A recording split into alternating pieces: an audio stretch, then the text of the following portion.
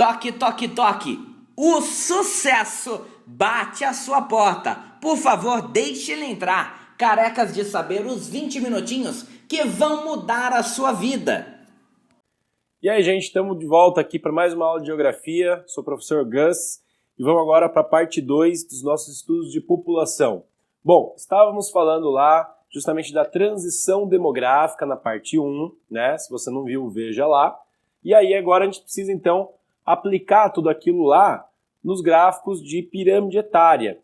Primeiro, vamos explicar como é que funciona esse negócio aí, né? Como que esse gráfico se manifesta, né? Porque você vai ver lá na sua prova uma pirâmidezinha, mas muitas vezes você pode não entender qual que é a estrutura que está ali por baixo daquela pirâmide. Bom, a pirâmide etária, vamos pegar uma delas aqui, depois a gente vai desenvolver a diferença entre países subdesenvolvidos e desenvolvidos.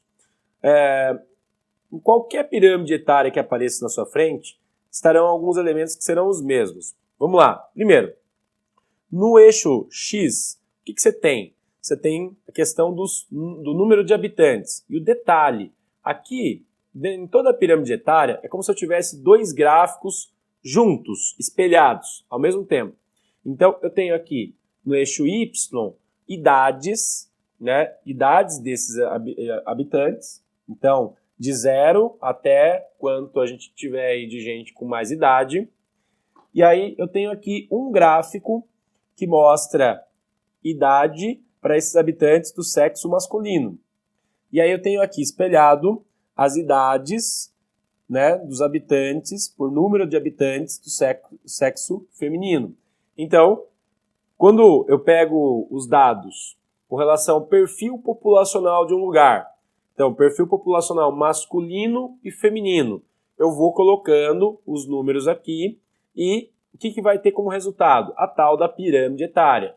Então, eu pego lá, o total de crianças de 0 a 10 anos em determinado lugar. E aí eu vou dividir. O total de crianças, tá. Mas esse total, quantos são homens, né, meninos? Então, eu vou colocar aqui uma faixa, né, como se fosse uma coluna deitada, do total de habitantes, que seriam aí as crianças de 0 a 10 do sexo masculino. E aí eu faço a mesma coisa com o sexo feminino. Então, total de crianças, sexo feminino, de 0 a 10. Aí eu faço uma segunda faixa lá de 10 a 20 anos. E vou construindo, né, a minha chamada pirâmide conforme os dados de um país. E aí eu posso fazer uma análise a partir desse gráfico aqui que é a pirâmide etária. Tudo bem? É uma forma da gente ter um conjunto de dados já manifestos visualmente. Facilita a nossa análise sobre o perfil de uma população de um determinado lugar. Ok? O que mais que eu tenho aqui? Olha só. Classificações. Né? Isso é uma classificação internacional. Quando eu pego crianças e jovens de 0 a 20 anos, o que eu estou determinando aqui? Já estou classificando esse grupo junto de 0 a 20, por quê? Porque, a princípio, essa é uma idade que as pessoas não estão trabalhando. Então, a princípio, essa é uma idade de um grupo, né, da sociedade que não representa soma de valor, não vai agregar valor, né, no chamado PIB, Produto Interno Bruto, de um determinado país, ou estado, ou município. Quer dizer, o total da riqueza. Essa camada aqui, a primeira camada, né, de jovens e crianças, não produz riqueza para o país. E aí eu vou para a segunda camada, que a princípio, né, segundo a norma internacional para a construção de pirâmide, é de 20 a 60 anos. Então seria a fase adulta, né, de 20 a 60, e justamente por isso a gente encaixa aqui a tal da PEA. O que é PEA? Né? População economicamente ativa. É justamente a parte da população, né, que trabalha e que, portanto, está agregando valor ao chamado PIB, né? Está gerando riqueza para o seu país, para o seu estado, para o seu município. Né? E acima dos 60, a princípio, população idosa, 60 até onde a gente tiver aí uma população saudável aí vivendo, ok? E que a gente tiver números para colocar na estatística. População masculina ou feminina. E segundo, né, os critérios ainda internacionais, população economicamente ativa é somente até os 60. E aí, a partir dos 60, qual que é aí geralmente a situação das pessoas? São pessoas que já aposentaram. Isso, na maior parte dos casos, até os dias de hoje. É claro que todas essas referências, elas são historicamente construídas. Por exemplo, vamos imaginar que a população mundial mude o seu perfil e passe a ter uma expectativa de vida maior. Ou seja, as pessoas vão viver até os 100 anos. E provavelmente o que vai acontecer também com isso? Você vai ter uma extensão do chamado período de PEA, né, de população economicamente ativa. De certa forma, alguns países ou cidades no mundo já têm esse novo perfil, onde as pessoas não param de trabalhar aos 60 anos. Elas param numa idade um pouco mais avançada. Isso pensando na média da população, na maioria. Né? Claro que há casos e casos no meio de toda essa história. Da mesma maneira, a gente tem que entender também que em muitos lugares as pessoas começam a trabalhar muito cedo, antes dos 20 anos. E aí você tem que entrar aí com dados, né, que representam o seguinte: bom, esse trabalho, será que ele está atrapalhando a formação, o desenvolvimento dessa criança ou desse jovem? Representa então um trabalho, né, o chamado trabalho infantil, que vai ser prejudicial para essa criança, para esse jovem? Então, tudo isso vai representar aí dados para serem analisados e ponderados segundo as intenções, né, de órgãos internacionais, né, de governos, né, de iniciativas aí também privadas, tudo bem? Então, a gente tem que ter, né, uma boa análise sobre as pirâmides etárias para depois extrair dados dela, né, e poder projetar algumas coisas para frente. Bom, vamos agora observar as pirâmides já preenchidas. Então, olha só, galera, vamos agora examinar as pirâmides aí dos países subdesenvolvidos e dos países desenvolvidos. O que elas têm de diferente? Bom, olha só, quando a gente observa uma pirâmide etária típica de um país subdesenvolvido, o que a gente nota? Que a base ela é muito mais larga, ou seja, que o número de jovens e crianças ele é muito maior do que o número de adultos e você tem poucos idosos aqui nessa pirâmide. Consegue observar isso? Tranquilo? O que isso representa? Vamos usar aqueles conceitos que a gente aprendeu lá na parte 1 de população, aula anterior. Pega o conceito de taxa de natalidade. Aqui eu tenho o quê? Uma alta taxa de natalidade, portanto eu tenho muita criança. Né? Ok.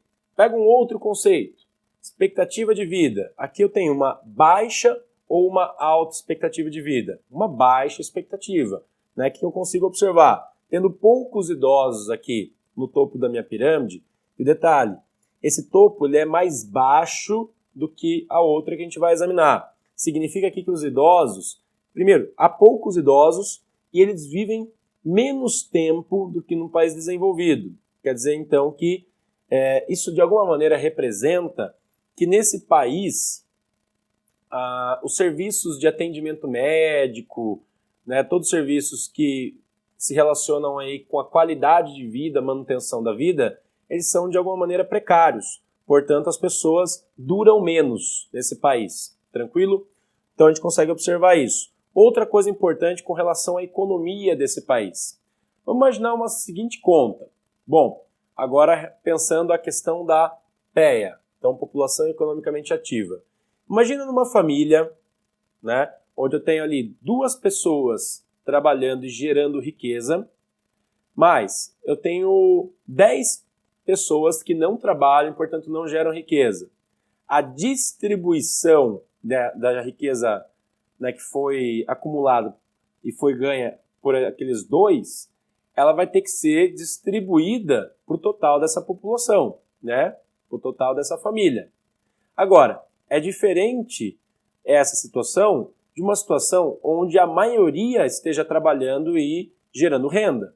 Portanto, o que a gente observa aqui? Se eu tenho um número menor de adultos do que de crianças e idosos, significa que eu tenho mais gente gastando a renda, né, a riqueza acumulada dentro desse país e menos pessoas gerando riqueza, gerando, né, então, o tal do PIB, né, o Produto Interno Bruto.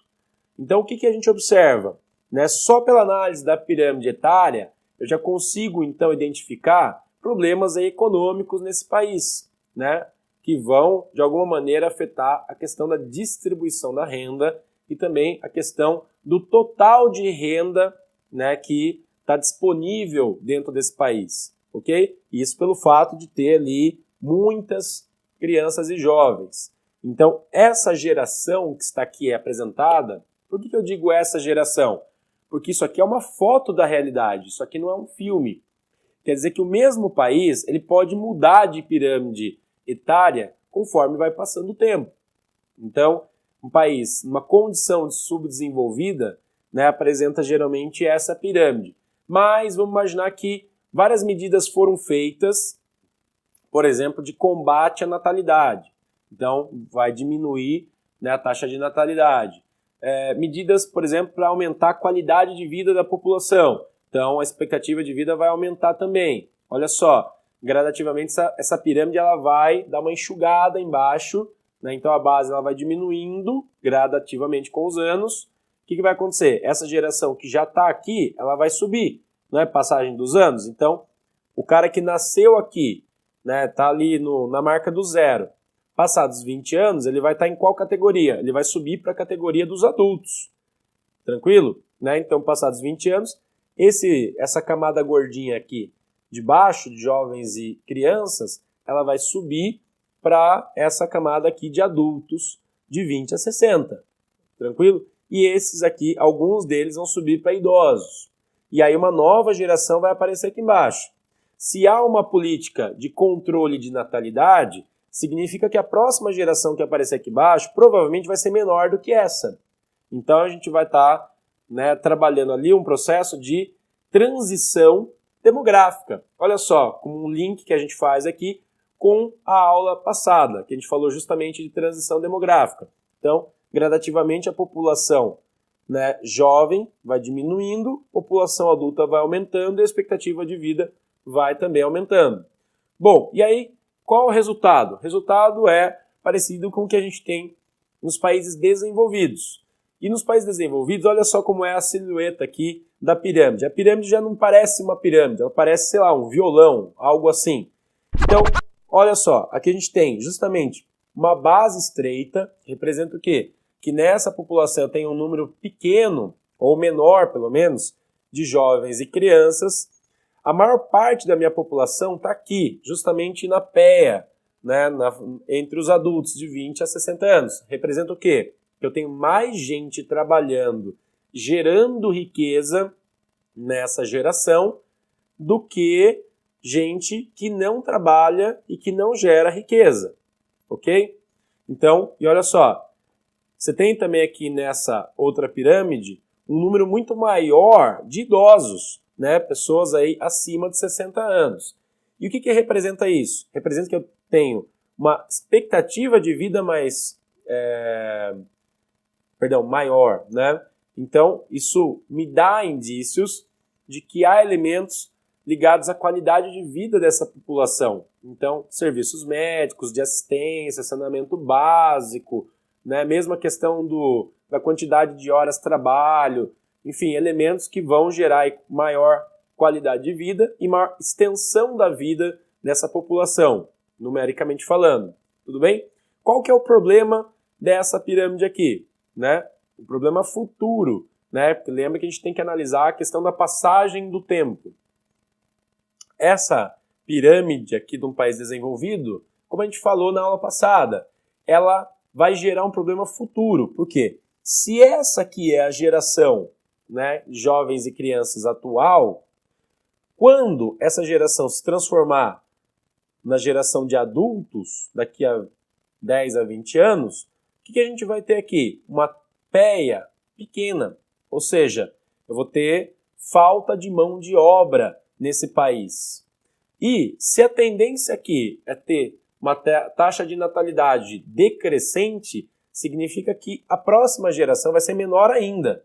Então, com o passar do tempo, essa população ela vai envelhecer mais, quer dizer, continuar viva por mais tempo, né? O número de idosos vai cada vez aumentar mais, até um momento que se estabiliza, mas eu vou ter o quê? Uma base cada vez mais estreita e o número de adultos também cada vez mais estreitos. Então eu vou ter aqui uma falta de mão de obra e um processo de envelhecimento da população. Que países já estão passando por isso? Países, por exemplo, como os países centrais da Europa. Alemanha, França, Inglaterra, né, países já desenvolvidos que já tinham passado pelo processo da transição demográfica lá no seu passado. Por exemplo, linkando agora a aula 17 com a aula 16, mais ainda. Quando a gente fala da transição demográfica, né, a gente fala justamente de um processo em que a população sai do campo e vai para a cidade. Significa o quê? Que essa população está mudando de um perfil para outro. Se a gente pegar o exemplo da Inglaterra, quando que a Inglaterra vai passar por esse processo? Vai passar por esse processo justamente lá na primeira Revolução Industrial, ou seja, ao longo do século XVIII. Ok? Então a população saindo do campo e indo para a cidade para trabalhar na indústria, nessa nova atividade econômica que vai surgir lá na Inglaterra, né, uma ação pioneira no mundo. E os outros países do centro da Europa, França, Alemanha, depois agora unificada no século XIX. Então, esses países vão passar por esse processo da transição demográfica no século XIX. Estados Unidos, final do século XIX, comecinho do século XX. Então, nesses países, né, já desenvolvidos, já consolidados do ponto de vista da sua economia, o processo da transição demográfica já aconteceu lá atrás. Significa que hoje eles vivem essa situação, uma situação de uma PEA que é maior que a de jovens e crianças, e, portanto, gradativamente eles vão ter um problema, e alguns já passam por esse problema, de envelhecimento da população e falta de mão de obra. Como que a mão de obra aí vai sendo substituída, portanto? Pelos imigrantes que vão vir aí de outros países para cobrir, né, as vagas no mercado de trabalho desses países. Tudo bem? Bom, a gente encerra por aqui a nossa aula 17, mas vamos falar então, aproveitando o gancho, já que a gente falou da Inglaterra, né, lá na passagem para a Revolução Industrial, vamos falar agora na aula 18 sobre as teorias que foram criadas para explicar esses processos de transição, né, e de mudanças na população no mundo. Tudo bem? Então a gente fica por aqui hoje. Um abraço.